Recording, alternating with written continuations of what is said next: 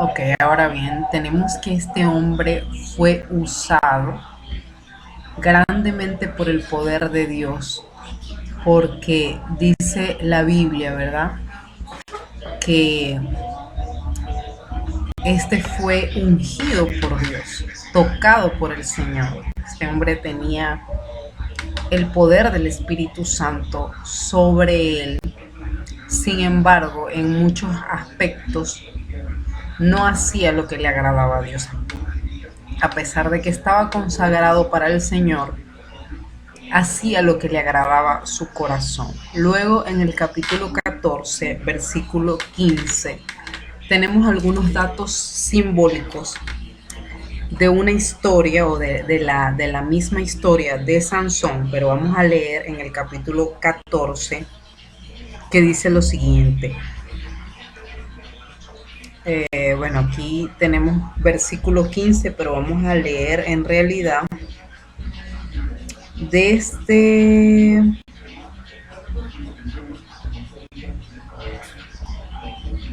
desde el 8, desde el capítulo 14, versículo 8. Y volviendo después de algunos días para tomarla, se apartó del camino para ver el cuerpo muerto del león, y he aquí que en el cuerpo del león había un enjambre de abejas y un panal de miel, y tomándolo en sus manos se fue comiéndolo por el camino. Y cuando alcanzó a su padre y a su madre, les dijo también a ellos que comiesen, mas no les descubrió que había tomado aquella miel del cuerpo del león. Tenemos que este hombre hacía una hazaña tremenda de matar a este león, pero cayó. Él cayó, él sabía que el poder de Dios estaba sobre él e hizo esta hazaña.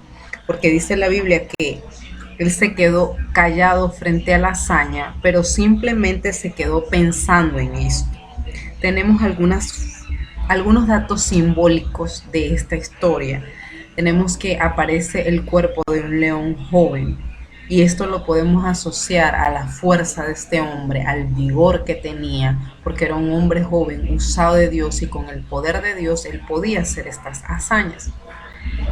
Tenemos el enjambre de abejas, que tiene que ver, yo asocio enjambre con rebulicio, ¿verdad? Con enredo, porque en las abejas, y cuando son muchas, cuando es un enjambre, todo parece un todo, a pesar de que son uno de los animales más organizados, el solo zumbido de ella parece una desorganización. Entonces, este era el enredo que iba a vivir Sansón de ahora en adelante.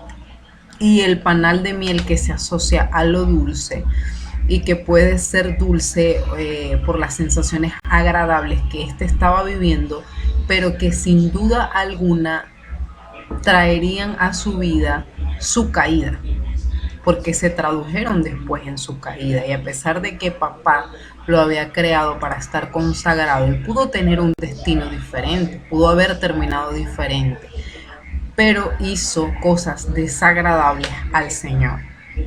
Vemos que este hombre vivía por agrado a su corazón y no a la voluntad de papá.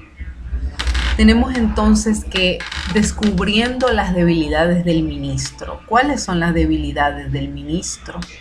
La primera debilidad que vemos en la ilustración de esta historia es la manipulación, porque este hombre fue manipulado por la primera mujer. Vamos a leer cómo manipula o cómo es usada la manipulación para manejar nuestras emociones y nuestra vida. Y leemos la palabra en Jueces 14, versículo 15.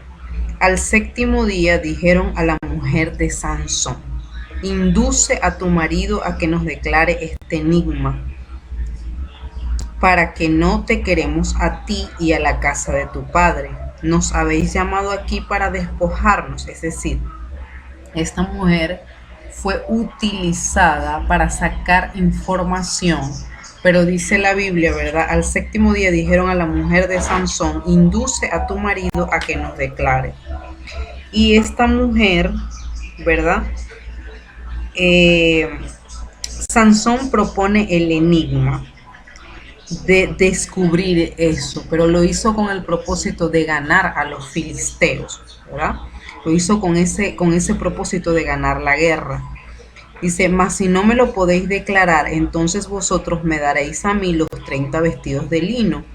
Proponen el enigma y lo oiremos. O sea, él con este juego simbólico que había vencido al león, el enjambre de abejas y el panal de miel y lo dulce, él estableció un enigma y propuso a los filisteos, a las personas que estaban allí, descubrir el enigma. Entonces es allí cuando es utilizada esta primera mujer bajo la manipulación para sacar información y se ejerce una presión social. Muchas veces, hermanos, cuando estamos en el Señor, el mundo va a ejercer presión social. Presión social para que decaigas, presión social para que no vayas al servicio, para que no vayas a la iglesia, para que no leas la Biblia, para que no estés haciendo lo que Dios te ha demandado, lo que Dios te ha mandado hacer. Presión para que no vivamos conforme al carácter de Dios, sino conforme a la concupiscencia o a este mundo. Entonces, esta vida que llevaba este hombre era de agrado a su corazón, mas no a Dios. Y luego tenemos otra de las historias encadenadas, ¿verdad?, en el libro de Jueces, que es la historia de Sansón y Dalila.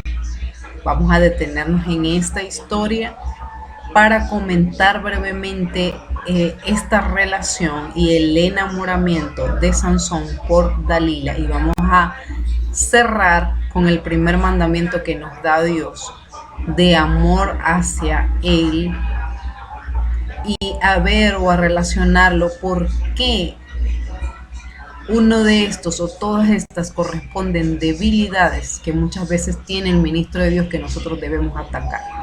Primero es no tener el carácter de Dios, vivir conforme al corazón y no a la voluntad del Señor, es decir, agradarnos a nosotros mismos en lugar de agradar a Dios.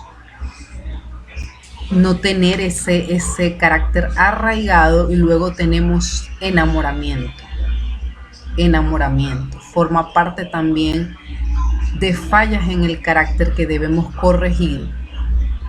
Y vamos a ahondar en este tema porque me parece bastante interesante, pero lo vamos a hacer en otro video hablando acerca de la relación entre Sansón y Dalila y encadenándolo con el primer mandamiento.